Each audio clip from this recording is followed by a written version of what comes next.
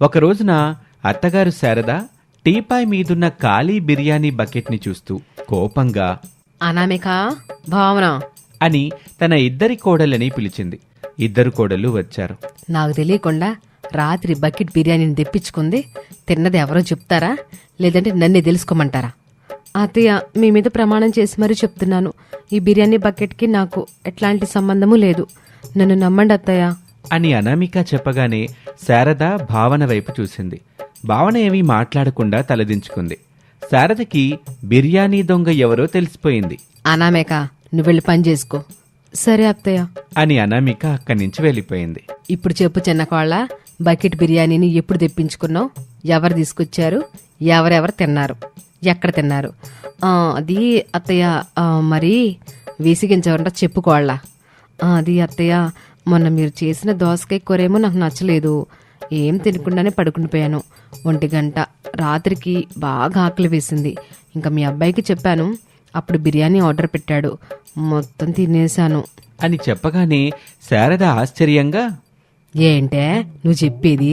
ఇంత బకెట్ నిండి వచ్చిన బిర్యానీని మొత్తం నువ్వే తిన్నావా? వామ్మో అని కళ్ళు తిరిగి పడిపోయింది. అది చూసిన భావన తనలో తాను, బకెట్ బిర్యానీని తిన్నానని చెప్తేనే కళ్ళు తిరిగి పడిపోయింది.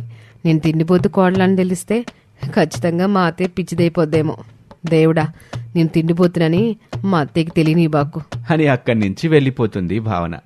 శారద భర్త ప్రసాదు పొలం పనులు చేస్తూ ఉంటాడు. పెద్ద కొడుకు రమేష్ హోటల్లో పనిచేస్తూ ఉంటాడు. చిన్న కొడుకు వినోద్ ఒక సాఫ్ట్వేర్ ఆఫీస్లో ట్రైనింగ్ తీసుకుంటూ ఉంటాడు. శారద కుటుంబం మొత్తం ప్రసాదు రమేష్ల సంపాదన మీదే జీవిస్తూ ఉంటారు. అలాంటి కుటుంబంలోకి పరమ తిండిపోతు కోడలిగా భావన వచ్చిందని శారదకి కొన్నాళ్ల తర్వాత అర్థమైంది. ఆ రోజు రాత్రి ఎవరి గదుల్లో వాళ్ళు ప్రశాంతంగా పడుకుంటే భావన మాత్రం బెడ్ మీద కూర్చొని పప్పు ఉప్పు డబ్బాలని తన ముందు పెట్టుకుని పచ్చి కందిపప్పు తింటూ ఉంటుంది. భర్త వినోద్ మాత్రం బెడ్ పక్కన ఉన్న కుర్చీలో కూర్చొని నిద్రపోతూ ఉంటాడు. పచ్చిపప్పులు కూడా భలే రుచిగా ఉన్నాయి. మొత్తం మీద 2 కిలోల కందిపప్పును పూర్తి చేసేశాను. ఇప్పుడు ఏ పప్పు తినాలబ్బా అని తన ముందున్న పప్పుల డబ్బాల్ని చూస్తుంది. అప్పుడు భావనకి నిండుగా ఉన్న పెసరపప్పు డబ్బా కనిపించింది. పెసరపప్పుని తింటాను. డబ్బా నిండుగా ఉందంటే ఖచ్చితంగా ఇది కూడా 2 కిలోలు ఉండే ఉంటుంది అని పెసరపప్పుని తినటం మొదలుపెట్టింది. అప్పుడే హాల్లోకొచ్చిన శారద లైట్ వేసింది. ఇల్లంతా కలియ చూసింది. ఒక మూల పిల్లి కనబడింది. నువ్వే అని మా ఆయనకి చెప్పానే, ఆయన మాట వినకుండా ఇల్లు చూసిరా శారదా అని చెప్పాడు. ఇదిగో వచ్చాను, చూసా, నువ్వే కనిపించవు. ఇప్పుడు వెళ్ళి ఇదే విషయాన్ని ఆయనకు చెప్పాలి అని లైట్ ఆఫ్ చేసింది. అప్పుడు శారదకి చిన్న కొడుకు గదిలో వెలుగు కనిపించింది. చిన్నోడు ఇంకా వర్క్ చేసుకుంటున్నాడు కావచ్చు, టీ పెట్టెత్తాను అని మళ్లీ లైట్ వేసి కిచెన్ వైపు వెళ్తూ ఉండగా బెడ్రూమ్ నుంచి ప్రసాద్ వచ్చాడు. కిచెన్ వైపు వెళ్తున్న శారద కనిపించింది. శారద, ఎప్పుడు లేస్తే అప్పుడు వంట చేయడమేనా, వచ్చి పడుకో అని చెప్పాడు. ఆ మాట విని భావన భయపడింది. నోటి నిండా ఉన్న పప్పుని నమలకుండా అలాగే ఉంచుకొని తనలో తాను, వామ్మో, అత్త ఇప్పుడు లేచి కిచెన్లోకి వెళ్తుందా? కొంచెమైతేనా దొరికేసేదాన్ని. మావయ్య దేవుళ్ళ వచ్చి కాపాడాడు అని అనుకుంది. శారద భర్త ప్రసాద్ మాట విని లైట్ ఆఫ్ చేసి గదిలోకి వెళ్ళింది. భావన పప్పు తినటం మొదలుపెట్టింది. అలా సమయం గడుస్తూ ఉంటుంది. ఇక తెల్లవారుజామున 5 గంటల సమయం. అలారం మోగింది. అనామిక లేచి కిచెన్లోకి వచ్చింది. లైట్ వేసింది. అంతే, ఖాళీగా ఉన్న ఉప్పు పప్పుల డబ్బాలు కనిపించాయి. అనామిక భయంతో గట్టిగా, అత్తయ్య, మావయ్య, ఏవండి, అందరూ కిచెన్లోకి రండి అని అరిచింది. అంతే, అందరి నిద్ర దెబ్బకి చెదిరిపోయింది. కంగారుగా కిచెన్లోకి వచ్చారు అందరూ. భావన మాత్రం ఏ టెన్షను లేకుండా వచ్చి నిలబడింది. యావైంది కోళ్ళ, ఎందుకట్టా గరిచావు?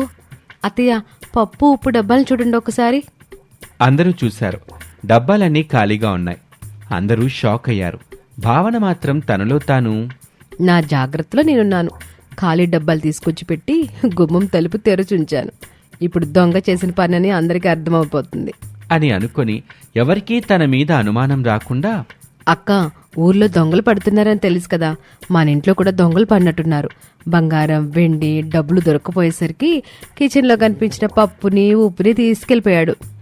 వేసిన తలుపులు వేసినట్టే ఉన్నాయి. దొంగ ఎట్టాగొచ్చాడబ్బా? భావన గుమ్మం తలుపు దగ్గరికొచ్చి తలుపు తెరిచి, అత్తయ్య మీరు సరిగ్గా గడియ వేయలేదు, దొంగ వచ్చాడు. నేనన్నీ సరిగ్గా నేసానమ్మా. ఇక ఎవరూ ఏమీ మాట్లాడకుండా వెళ్ళిపోతారు. పూర్తిగా తెల్లారింది. ఇంటి అరుగు మీద శారద, అనామిక కూర్చొని పూలల్లుతూ ఉంటారు. భావన తినటానికి ఏమీ దొరకటం లేదని ఇంట్లో కాలుగాలిన పిల్లిలా తిరుగుతూ ఉంటుంది. అప్పుడే మిర్చి కొట్టు రమణి అక్కడికి వస్తుంది. అరుగు మీద కూర్చుంటుంది. ఏంటే రమణి, చాలా రోజుల తర్వాత ఎట్టాగొచ్చావు? అక్క, నువ్వెందుకు మిర్చి కొట్టు నాకు అమ్మావో తెలీదు కానీ మిర్చి బజ్జీల వ్యాపారం 3 పువ్వులు 6 కాయలుగా సాగుతోంది. మంచిదే కదమ్మా. నువ్వు మరిది పిల్లలో బాగానే ఉన్నారుగా. నీ చేతి చలవ వల్ల బాగున్నావక్క. నువ్వు అట్టాగే మిర్చి బజ్జీల వ్యాపారం చేస్తే బాగుండేదిగా. ఏంటి చిన్నతను చెప్పేది? మా అత్తయ్య మిర్చి బజ్జీల వ్యాపారం చేసిందా? అవును కోళ్ళ, రమేష్ పెళ్ళయ్యేంతవరకు చేసింది. నువ్వు కోడలకు అడుగు పెట్టిన తర్వాత బంద్ చేసేసింది. మిర్చి కొట్టుని నాకు అమ్మింది. కానీ అక్క, అలాగే మిర్చి బజ్జీల కొట్టుని నడిపించుంటే నీకు చాలా వ్యాపారం జరిగేది. ఎందుకు అత్తయ్య మిర్చి బజ్జీల వ్యాపారాన్ని అమ్మేశారు? అదంత పెద్ద కాదలే కోళ్ళ. ఇప్పుడు అదంతా ఎందుకు చెప్పు. ఇప్పుడు మనం బాగున్నాంగా, అజ్జాలు. రమణి చెల్లి కూడా బాగుంది. అక్క, 1000 మిర్చి బజ్జీలు కావాలని ఒక ఆర్డర్ వచ్చింది. పోగొట్టుకోవడం ఇష్టం లేక నీ సహాయం కోసం వచ్చాను. వచ్చిన డబ్బుల్లో ఇద్దరము సగం సగం తీసుకుందాంలే, ఏమంటావు? నోడి దగ్గరకు వచ్చిన అన్నం ముద్దనే ఇంటికి వస్తానని చెబుతున్న లక్ష్మీదేవిని ఎందుకు దూరం చేసుకుంటానమ్మా? అట్టాగే చేద్దాం. మా ఇద్దరి కోడళ్ళ సహాయం కూడా తీసుకుందాంలే. అలాగే అక్క, నేను సరుకులు తీసుకొస్తాను. నువ్వు నీ కోడళ్ళతోటి సిద్ధంగుండు మరి. మంచిది రమణి, తొందరగొచ్చి. రమణి వెళ్ళిపోయింది. ఇంట్లో ఉన్న భావన ఆ మాటలు విని సంబరపడింది. 1000 బజ్జీలు, ఆహా, నా అదృష్టం ఈరోజు బాగుంది. నేను ప్యాకింగ్ దగ్గరుంటాను, నా పని కానిచ్చేస్తాను. పొయ్యి దగ్గరుంటే అత్తయ్య, ఆ రమణి ఉంటారు. నా కడుపు నింపుకోవడానికి కష్టమైపోద్ది. ప్యాకింగ్ దగ్గర ఉంటూ ఒకటి డబ్బాలో పెట్టుకొని మరొకటి మన కడుపులో పెట్టుకోవచ్చు. అటు వాళ్ళకి అనుమానం రాదు, ఇటు నాకు కూడా కడుపు నిండుతుంది. నా తిండిపోతు కోరిక తీరిపోద్ది అని మురిసిపోతూ ఉంటుంది. అత్తయ్య, నేను కోడలిగా రానంత వరకు మిర్చి బజ్జీల వ్యాపారం చేసిన మీరు నేనొచ్చిన తర్వాత ఎందుకు బంద్ చేశారో నాకు తెలీదు. ఇప్పుడు మనం మళ్ళీ వ్యాపారం మొదలు పెడదాం అత్తయ్య అని అనామిక అంటూ ఉండగా ఇంట్లో నుంచి భావన బయటకొచ్చింది. అవునత్తయ్య, మీరు మళ్ళీ మిర్చి బజ్జీల వ్యాపారం మొదలు పెట్టండి. నేను అక్క ఇద్దరం సహాయం చేస్తాం. నేను రావణితో మాట్లాడతానులే, మీ తోడు కోడల చెయ్యండి. అలాగే అత్తయ్య, మాట్లాడండి. తోడి కోడల ఫుడ్ బిజినెస్ మొదలు పెడదాం. ఇప్పుడు మాత్రం మన రావణికి సహాయం చేద్దాము. ఏమంటారు అమ్మాయిలు? చేద్దాం అత్తయ్య, మీరు మాట ఇచ్చారుగా. ఏమంటావు భావన? చేద్దాం అక్క, కాకపోతే నేను ప్యాకింగ్ దగ్గర ఉంటానులే, నాకు పొగ అది పడదు. అలాగే కోళ్ళ. ఇక భావన సంతోషంగా ఉంది. రమణి మిర్చి బజ్జీల కోసం కావాల్సిన వాటిని తీసుకొచ్చింది. ఇంటి ముందు కట్టెల పొయ్యి పెట్టి శారద, రమణి కలిసి మిర్చి బజ్జీలు వేస్తుంటే అనామిక వాటిని తీసుకెళ్లి ఇంట్లో ప్యాకింగ్ చేస్తున్న భావన ముందు పెడుతూ ఉంటుంది.